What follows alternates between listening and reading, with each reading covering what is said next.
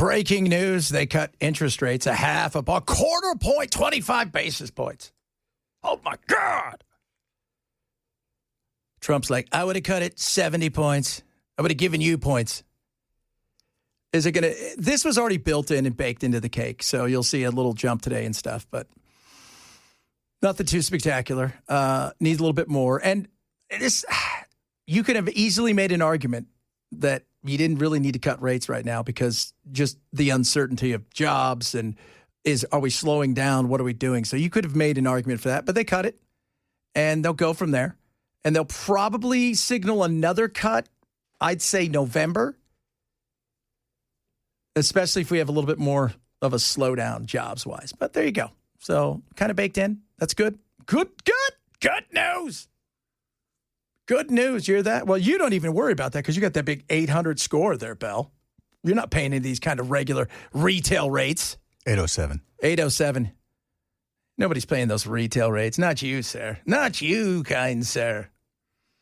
So congratulations, everybody, on that.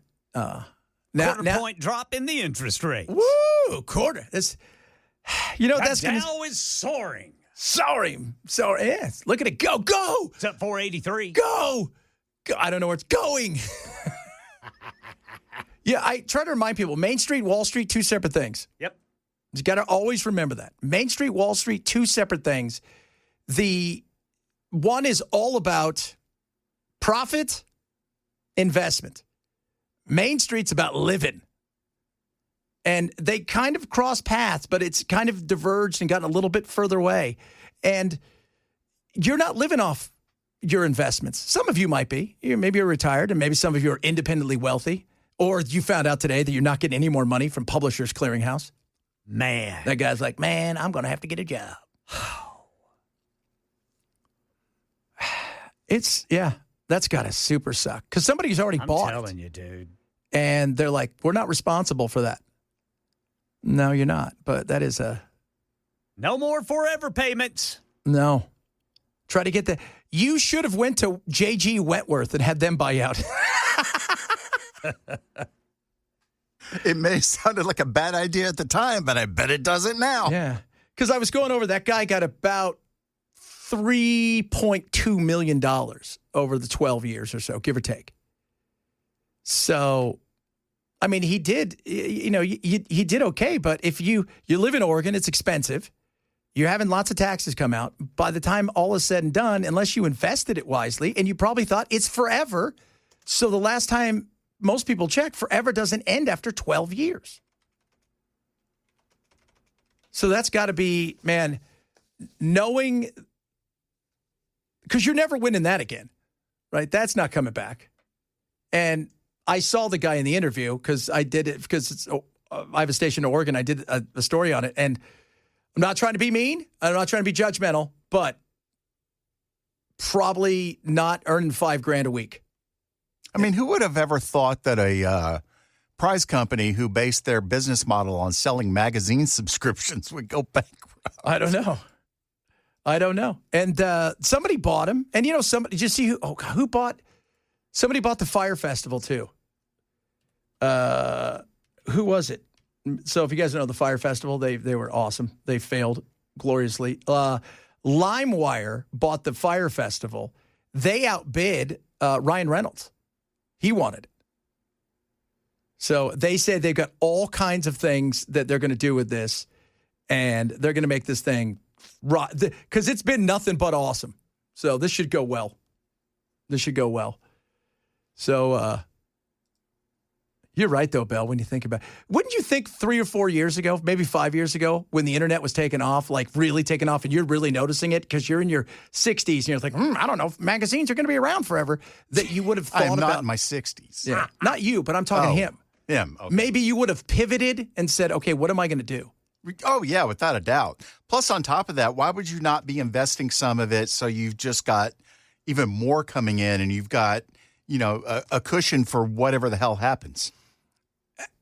Well, he retired and bought a retirement home. That it was his dream. It's kind of out in the woods. So, and yeah. It's one of those places. You could have all the wiener dogs you dreamed of. I'd have hundreds of them. Was it an underground luxury bunker? It is. Okay. It is. It is. You know what? The thing about there, man, there's so many trees out there, you don't even need to go underground. Yeah, that's true. Underground is safer. You never know when the zombie apocalypse is going to hit. Okay, I get that. But here's the thing. Let's say the apocalypse comes. Do you really want to live through it at that point in time? Because I've seen a lot of movies, and I don't remember the fun parts of the apocalypse. Well, you need a luxury underground bunker to have the fun parts of the apocalypse. And I don't know what kind of green thumb you are. I don't know if you're going to be growing certain things, if you're going to be, are you going to keep cattle? How's this working? Well, I'm certainly going to have a hydroponics. Okay, great. How'd it go? Well, Bell survived. All he does is smoke weed now. Well, if it's the apocalypse, what job do I have to go to? Yeah. Well, I know that, but I'm just saying, like, what about food? Well, you got to act like a prepper, and you got to stash all those, ready to eat meals that last for 25 years. If you guys are any preppers out there, let us know what your favorite food is. I always laugh when I see some of those things because, that sounds great. My mom she's done some of that stuff because my little brother can't be without certain foods. So she has to get gallons and stuff of water because he has to be on machines and he's got all this stuff. Mm-hmm. But I've always thought, somebody's going to get that in the estate. The 25-year meal plan. Have you ever had those things? Never. I know they're not the greatest, but it certainly, what are you going to do, order out? Well, that's what I'm saying. Are you going to raise cattle? No, I don't want cattle in my luxury underground bunker. Get them little cows. Yo, those little cows are awesome. That's what But then I couldn't butcher them. No. I'd fall in love with it. Yeah, see, there's a problem because that little cow becomes a pet. Yeah. Don't name them. No. I can't name. I don't name your AI either, by the way. I'll name him. I'll call him Filet. You can't name your AI because if you name your AI, you're screwed. No, you can't. I'm telling you guys right now. People falling in love with their AI. They are. That's pretty sad.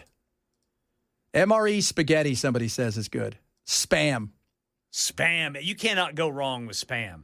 But you'll run out of it eventually. Yeah. Unless you decide to kill your little cows. No, you're not killing your little cows. I think we've established that. We thought it was going to be fun. Oh, wait a minute. Spam is pork. Pork, but still, it doesn't matter. You're not killing any of the. You're not killing a pig either because he's the only friend you have. Well, it might be teacup. Might be a little teacup pig that grows up to be 400 pounds. So true. With tusk. Oh, no, Mama. This pig's going to stay little. That was my mom. We got her one because she's always wanted pigs, so we got her a pig. And 6 months later, it's 300 pounds. It's got tusks. It tosses the dogs around. We called him Pignoceros. It was phenomenal. That was such a lie, by the way. Those things don't. There's no pig that stays under a gazillion pounds. No. They get big. Yeah. They may not be, They're not pink pig big. No, but they get big. They get big. When he died, it took 4 of us to get him in the back of my mom's car. It was me, my little brother, my sister dressed like a princess. Right? My brother-in-law, who's an idiot. We took it to the vet. This is where it gets. So we go to the vet in Orange County, and it's on a hill. And so we say, my mom's totally devastated because she had this pig for years. And so they come out. They bring 2 old. We've already called. It's Saturday night. It's late. We said, hey, my mom's pig died. We just called. Oh, yeah. Pull around the back. So pull around the back. And we go around the back, and they send out the 2 oldest people that you've ever seen. And it's just my mom and I. And they have this little tiny, almost like a TV thing that you put a TV on. So we finally get it on there. I turn and shut the car trunk. Nobody holds onto the pig, and we're on a hill. And off she took, right into the street. It bounced and... So the greatest day of Too my bad life. there's no video of that. It was the greatest day, right onto Catella Avenue, just rolling around. My mom's all, we've already paid him. We got to go. Oh, Lord. That was fantastic. Sloppy Joe, that's what you call your little cow? No. Don't. That'd be a little bull. Oh, yeah. So we're getting a lot of barbecue and lasagna are good with the MREs. Chef Boyardee, I don't know, they make those? So meat, rabbits, and ducks. So those are some of those things you can go there. And look at that. That's all that stuff you want, kids, if you want that MRE stuff, because Bell's living underground. That's right. I just feel like everybody's like, well, we'll survive the apocalypse. And then what? We'll open it up. We'll come out. Everything's dead. The stuff that isn't dead. Why would you come out? Yeah. How much stuff's in your bunker, bro? Dude, I got my entire DVD collection down there, plus all my CDs. Talk about the incel. I'm going to find Negan, Maggie, Daryl, and Carol and hang out with them. That's what I'll do. Okay. Kill and walk. Negan's going to split your head open. Isn't Daryl is on like his 28th Walking Dead show, and he's this time he's Walking Dead in the Alps on a motorcycle? No, he's in France or somewhere? Yeah, well, they're in Spain now. Yeah, he and Carol are in Spain, and they've just happened across a couple that was about to get killed. Well, Daryl got him out of that, with his bow and arrows. But more trouble's brewing. Not going to give it away. Not give it away. Brewing. Don't do it. Don't give it away, kids. Daryl Dixon taking care of business out there. Taking care of that guy. Probably when he got that gig, he probably thought, "Oh, I wonder how long this will last." Because when the people, my buddy worked on it for a little while. They said they never told anybody how long they were going to be on the show. Right. So you didn't know week from week if you were going to be eliminated. Mm-hmm. Who was the guy that everybody got super upset with when they killed him? Glenn? Yeah, Glenn. Yeah. So they... Well, he died appropriately, in terms of the comic book, though. Yeah, but, they changed a lot of that stuff up. But, you just never knew. Right, in the comic book, Abraham died in a completely different way. Yeah. They mixed all that stuff up. Well, plus, some people would take to a character a little bit better, and they may want to drag that thing out longer. But they never told anybody.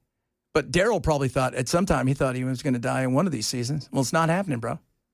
It's not. No, once he got as popular as he was, he knew he was pretty much going to be kept around. Yeah. Yeah, Norman Reedus is cool, man. He is cool.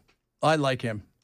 What was that other movie he did? The Reservoir Dogs. No, Boondock Saints. Boondock Saints. Yeah, I'm sorry. Reservoir Dogs. You're fired. Isn't that, aren't those two related, though? No. I thought those two How are two Irish guys who are super religious and also assassins and kill people for revenge related to the Reservoir Dogs? I thought those movies had a thread or something. Blast from the Past. Have you seen that movie? What, Reservoir Dogs? No, Blast from the Past with Christopher Walken. Oh, no. And what's her name? Gosh, the Clueless girl. Alicia Silverstone. Yeah. Oh. It's when, and Sissy Spacek, and they think the end of the world's coming, and it's the 50s, and they live down underneath like a laundromat. In a luxury bunker? Yeah, in a luxury bunker. And interesting. It never comes, but Brandon Fraser is their kid, and they never tell him that the world hasn't come to the end. The world's just going on up there, so he comes out. It's pretty fun. I don't want to give it away. 1994 or whatever. Just want to break it for you. All right, coming up. We got lots of stuff still to get to. We might hit on some of the threads from the bizarre text messages that I'm not quite sure were really the text messages. It's kind of an odd situation. It's White Girl Wednesday. There's a couple White Girl Wednesdays that are going to anger some of you guys, so be prepared for that. It is funny, though, because our girl Kylie is on a roll. She is on a roll in some of these things. And by the way, Belle, where did she go to school? Brown. She was a Brown, just in case you guys didn't know. She'll tell you later on, though. If you're missing the show, share on you got the podcast. Chad Benson Show, Super Talk 997.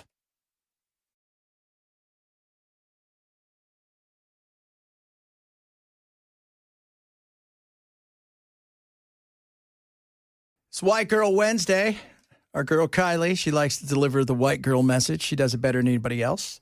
God bless her. She hasn't blocked me. And again, I champion her, even though I don't believe a lot of the stuff she says. And even some of the stuff she says, you're like, it doesn't, because of the way you deliver it sometimes. That's all I'm saying, right? It's not what you say sometimes, it's how you say it. But then some of it is exactly what you're saying. And this is one of those things where, again, Ken and I put in the work each and every week, so you don't have to. Belle has to doubly put in the work. But she's got a lot to say about Charlie Kirk. Something a lot of people miss when talking about Charlie Kirk is that he engaged in hateful rhetoric and disguised it as free speech. Built a massive following because of the inflammatory statements that he made, thinking there would be no consequences for those statements. And something that he did for a really long time was hide behind the guise of free speech and creating a public platform for all while actively spreading hatred. There's a difference between free speech and discriminating against people and spreading hateful rhetoric. People will say, oh, well, maybe he didn't believe in these things and he just said it to get likes and views. Either way, there is an unethical aspect of this that clearly does not work for political purposes. Let's say he didn't believe in those things and he was just saying shit to invoke a reaction. He couldn't then be surprised if somebody retaliated against him. It's like if I walked up to you and I called you a bunch of slurs and then got upset and was shocked that you punched me or did something else to me. Don't forget that hateful rhetoric is violent. If I spend 2 years talking about how bad and vicious a certain demographic of people are and you go out and kill one because of my words, then ultimately I was responsible as well for that crime. In the future, we need to understand that provoking people and being racist is not a political strategy. It's bigotry. So many places. Bozo is less of a clown than she is. Yeah, that was very clown-esque right there. Yeah, and I don't know that Charlie Kirk ever called anybody a racial slur or a slur of anything. No. And where, okay, so I'm going to tell you guys, there is where they have him on camera in a vigorous debate, and they've only got a picture, they've only got video of him in this vigorous debate. So they're going back and forth, and you hear him say something, so the average person goes, oh, that is a racial, epithet against the Asians, okay? It is not. He is having a debate with Cenk Uygur from the Young Turks. So everybody assumes that on the left that they're jumping at this, that he said something that was, racist against. It wasn't that. And it was a heated thing that they were going into because it was in front of a lot of people. By the way, Cenk and him they were friends. Cenk, who is very much a lefty, and I like Cenk. He's been really nice to me, and we've talked numerous occasions. I will tell you this: he was upset. He was very upset about what happened. He had become friends, actually, pretty good friends with Charlie's wife and his family. And it was not that. And he's even come out and said, that's not what you think. I've never heard Charlie ever say anything. In fact, there was a girl that worked for them in 2017, and she on text messages said bad things about, Black Americans, and he fired her on the spot. I don't think the things that they think he said is very much made up. I'm not saying he didn't put mustard on stuff, because he did. He did. He said some stuff that you sat there and you go, okay, it's not out of context. I've heard him when he talked about, the affirmative action when it comes to, Michelle Obama and Ketanji Brown Jackson and stuff. He put some mustard. It's an entertainment business. His audience thought, yeah, they think that. But it wasn't racist. So, but they're looking for something. Everybody's always looking for something. No doubt about that. They're definitely looking for something. And that was not, when he was arguing with Cenk, it was about the middle class and income. That's it. And by the way, I love the words are violence thing. Words are not violence. I've seen violence. I've met violence, and nobody punched me with a word. This isn't Batman. But they hurt your feelings. Pow! Blam! Bing! Wapa! That was Batman, right? Yeah. That was Adam West, Batman. Correct. Okay. All the onomatopoeias. Onomatopoeias. Trump in England, a lot of protesters, also a lot of support for him there. There's MAGA hats. Yeah. If you're the president of the United States, I'm going to tell you this right now. No matter where you go in the world, you're going to have protesters because everybody and usually all the crazies come out. I've been several places with Clinton. I've been several places with Obama and stuff where you've gone. And you know what? The number one thing I see at every one of them? Free Nepal. There's always a group that's trying to free Nepal. China's all, no. That is a hard no. Yeah, they're not going to entertain that idea. Yeah, so just a splat kapow. I forgot about that. Oh, yeah, splat. Look at Melania. She looks a little, she got the whole black on there, doesn't she? King Charles is a tall dude. It shows you how big Trump is. He's like, it looks like he's a foot taller than him. So very interesting. So he's in London, and yeah, there is some, there is protesters everywhere all the time. And those the Nepal ones, every time Obama came to Rancho Mirage for the summits and stuff, because that's where Xi and them would meet, they were spectacular. They were great. Because it was always do. You have a clown, too. There's a couple clowns that show up that are really dressed as clowns. And that was always fun, too. So you're always going to get that. But he had a lot of support. And the British were kind of surprised, I think, at how much support Trump has. And I think because of what they're going through over there with the flag incidents, the rape gangs and all that kind of stuff, they're done.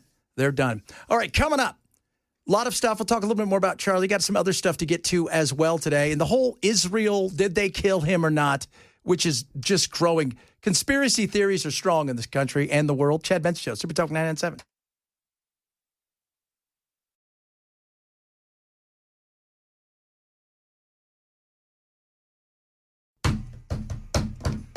Somebody just sent us something. Building a legacy reminder.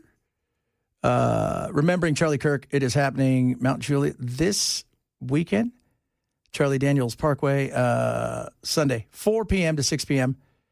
Join them, honor the life and work of one of God's faithful servants. I think, and this is just me, that Charlie was kind of over the politics. I think the stress that was getting to him, I think he wanted to live his faith out loud. I think that was becoming way more important. I think he felt he had built it up. But I think the stress, especially when I think the Israeli issue is a massive issue. It's huge. And the fact that Netanyahu's coming back out here is just ridiculous. It is. Again, nothing against the Jews, nothing against Israel. And when somebody says you're an anti-Semite for criticizing them, you know who's saying that? Them. They spent almost $1 million getting companies out here to combat, so social media companies, anything negative, and only to flood everybody with all kinds of stuff about how amazing everything is and how great it is. They came out today and said this is, I think it was Smodrich, I think he's their financial minister, came out today and said, Gaza and the U.S. and us are going to take over Gaza. It's prime real estate. These are human beings. And I think Charlie had gotten to the point where the donors wanted him to go one way. And when he had that turning point event, I think it was in July, and he had all those young people there, and he had Dave Smith, and then he had the Tucker, the young generation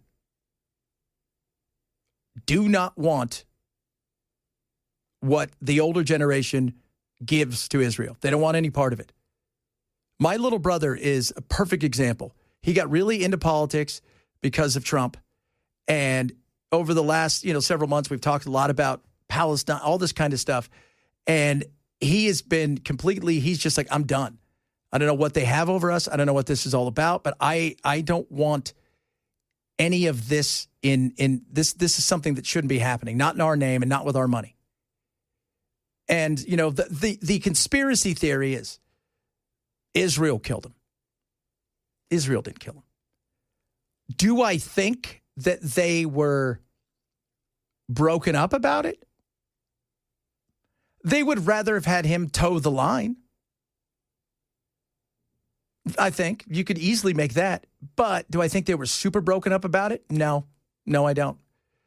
I want you guys to think about this. We look at this. This was a watershed moment for a lot of us here with the violence, how public it was because he was a public figure, all of that stuff. Charlie Kirk wasn't a head of state. He wasn't any of those things. The fact that Bibi Netanyahu rushed to get primetime Fox so he could spin it that Charlie was doing all the things, loved Israel more than anything else, blah, blah, blah, blah, shows you a lot about what they're about, which is they're going to win at all cost. He was a defender of our common Judeo-Christian civilization. He was unbelievably excited to walk in the footsteps of Jesus here. He valued our bond, the bond between America and Israel. He did so many things to defend free speech. He had his truth. He stood up for it. But he said, you can come and debate me. He invited that debate.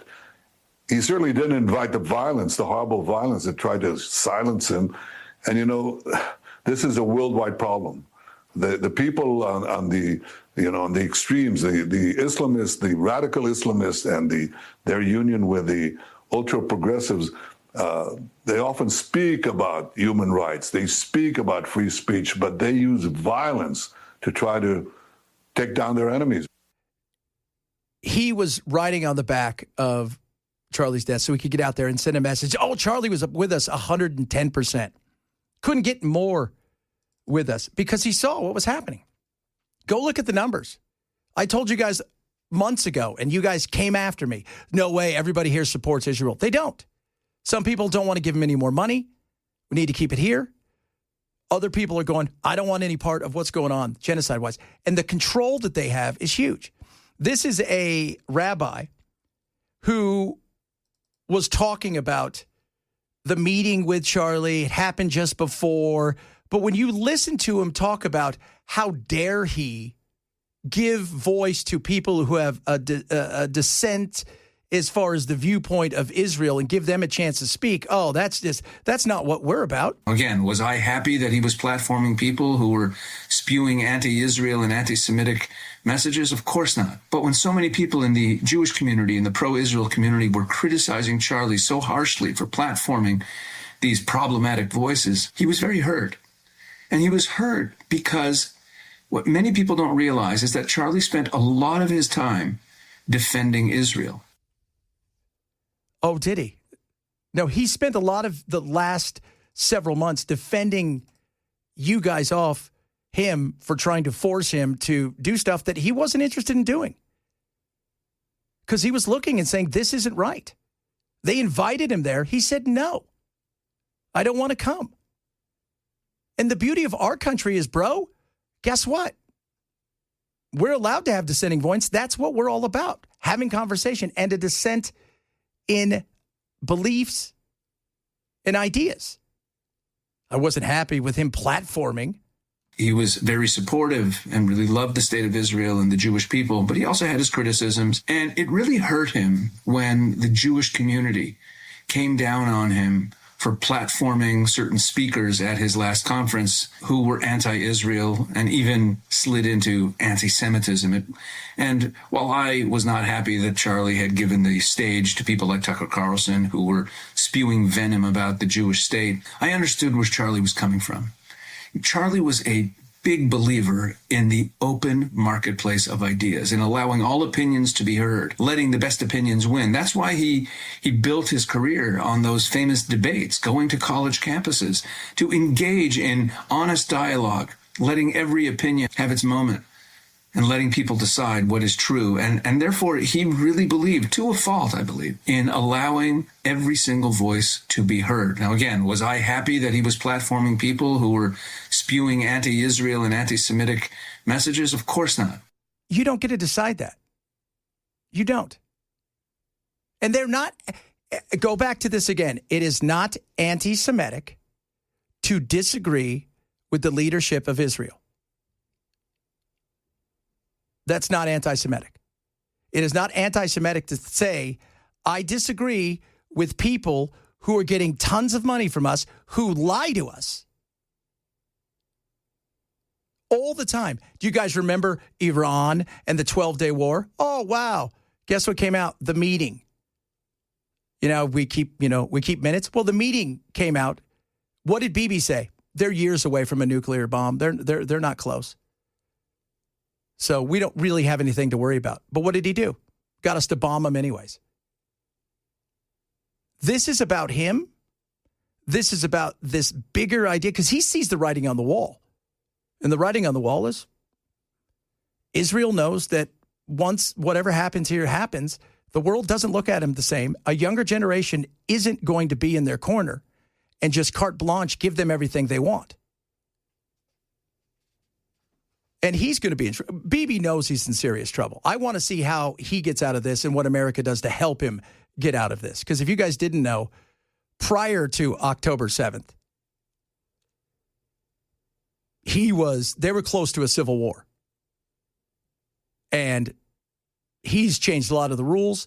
And what do we say, Bell? Anytime that there's a court hearing, you know Bibi's going to start bombing. That's how they keep track of what's going on. Yeah. Because his corruption charges across the board are huge. This is not about Israel and the right to exist, absolutely, or right to defend themselves, 100%. But when does defending become something else, which is just sheer punishment and destruction? When does that happen? I mean, that's what we've got. And it's on our dime with our names attached to it. And I don't want any part of it. I don't. I mean, it'd be great. We all can't get along. I get it. We're going to have to come up with a solution. I get it.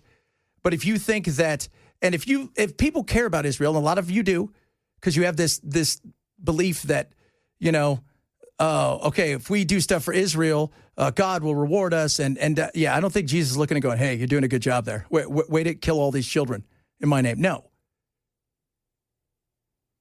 But if you care about your friends, you tell your friends when they're making a mistake. You tell your friends that. And he's making a mistake. He's overcalculated this. And he has no choice now. They're in it too deep. These people have nowhere to go. They've got nowhere to go. They don't let the media in there. There's a reason. There's a big reason for that. So this is a hot mess, and it's going to get hotter. But I think Charlie had gotten to the point where he liked the debate. He would bring people on, like Tucker. Well, I don't like him bringing them. That's not your jam, dude. You don't get to decide. And, of course, there's this big also rumor now that, Ben Shapiro is going to take over, and all these other people that's not going to happen.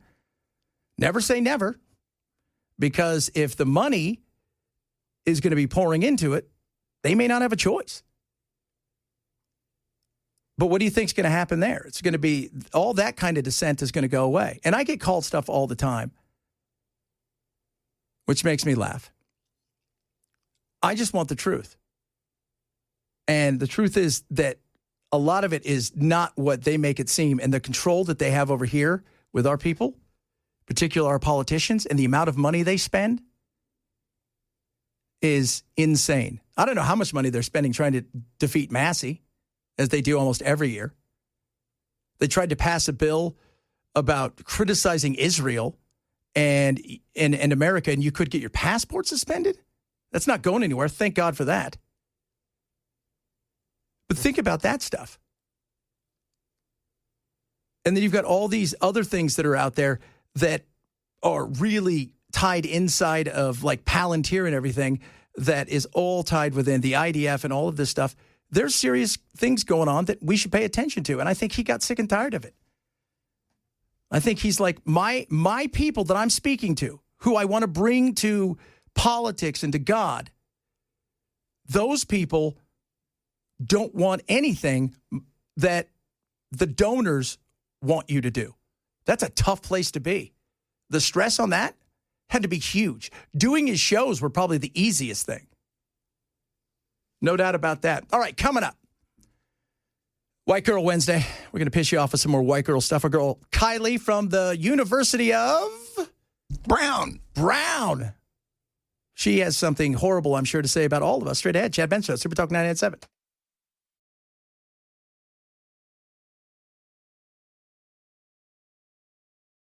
Another one, or was that just the same one? Same one. Okay. I didn't know if they just doubled down. That would have been weird, right? I would take it. Yeah, I don't think anybody would say no. You got to do, it's a balancing game with the interest rates. It's a balancing game. How do you do it? That's the right way to do it.